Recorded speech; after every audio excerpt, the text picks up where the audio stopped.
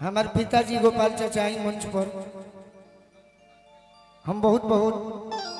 Committee के ओर से स्वागत करतनी। ई बात रौरा बात की गलती कहने कि हम अतिथि बनी और घरे के बड़े हम घर ही के बनी।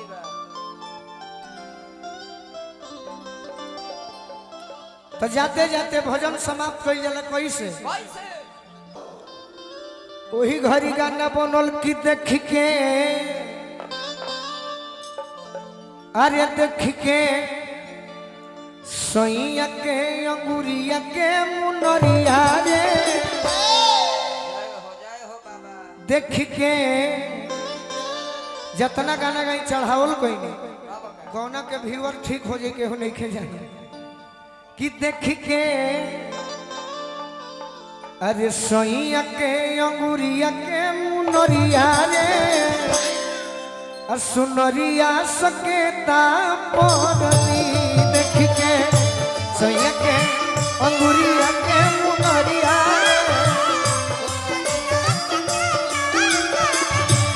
देख के सैया के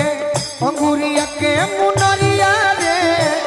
सुनरिया सकेता पौधनी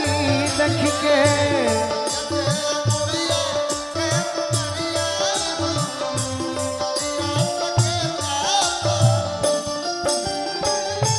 भाई हमारा रविंदर खरवार जी कृपालपुर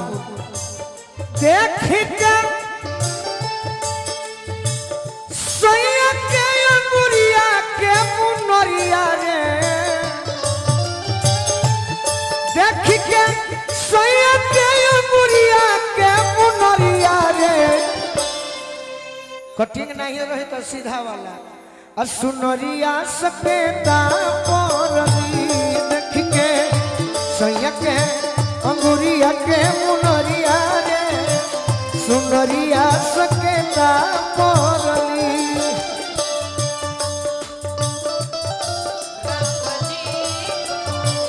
जनक नंदनी देख कर राम जी को जनक नंदनी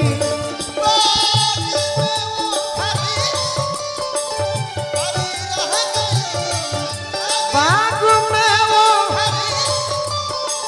खड़ी रह गई राम देखे सिया को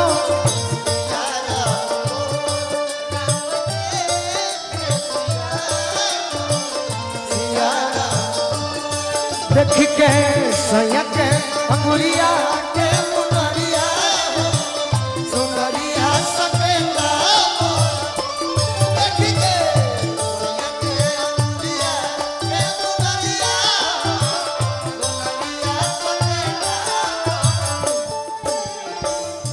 बहुत बहुत आशीर्वाद Singh tent and light house Ajay Kumar Singh ji की ओर से आशीर्वाद मिलल। सीता जी कहतरी मोरा रे बलमुआ अवधेशी रघुराई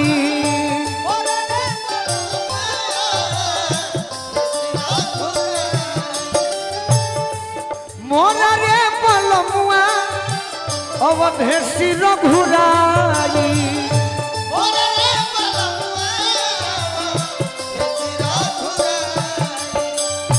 जितना ही पाई के हूँ लड़ी के लड़ाई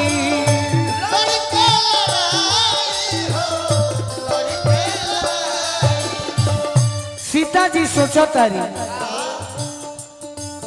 कोई से अंगूठी पहुँचल कोई से अंगूठी पहुँचल लंका नगरिया रे सुनरिया सकेता पौरनी कोई से अंगूठी पहुँचल लंका नगरिया रे सुनरिया अरे देख के सैया के अंगुरिया के मुनरिया रे सुनरिया सकेता पौरनी देख के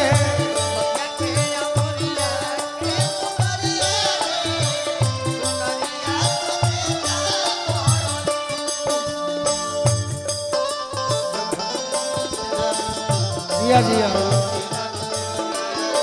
वाह मैमुनिसा वाह मैमुनिसा हे बजरंग बली हनुमान हे महावीर करो कल्याण हे महावीर करो कैसे उठ पहुँचल लंका नगरिया रे सुनरिया सके टाइम कम बा बचली राम नाम के जोड़ा रे अछरिया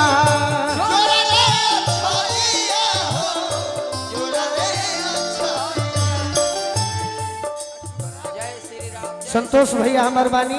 भूटी से यहाँ के चिंता भइल बा जे हम दुबरा गए अरे हम दुबराई लखी ऐसने होइए है बचली राम नाम के जोड़ा रे अछरिया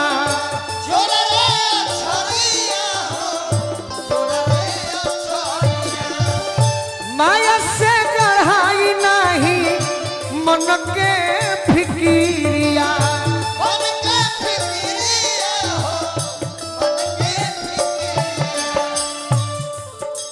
चित्तव सुगा छिके चित्तव सुगा छिके चारों ओर परिया रे सुनरिया सकेता परली चित्तव सुगा छिके चारों ओर परिया रे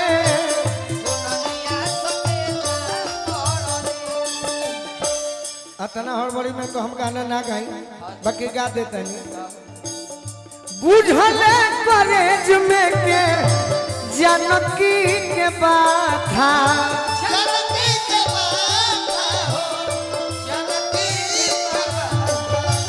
अरे शुरू कोइला पेड़े पर से राम नाम गाथा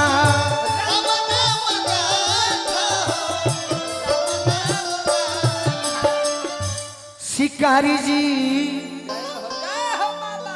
अरे राम जी से जानकी के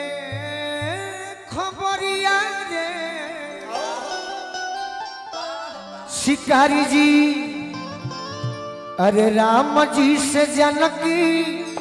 के खबरिया रे सुनरिया सकेता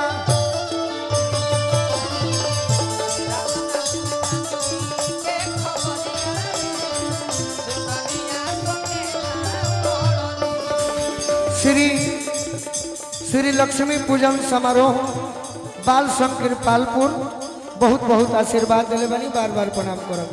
शिकारी जी राम जी से जानकी के खबरिया रे सुनरिया सकेत पोरली शिकारी जी राम जी से जानकी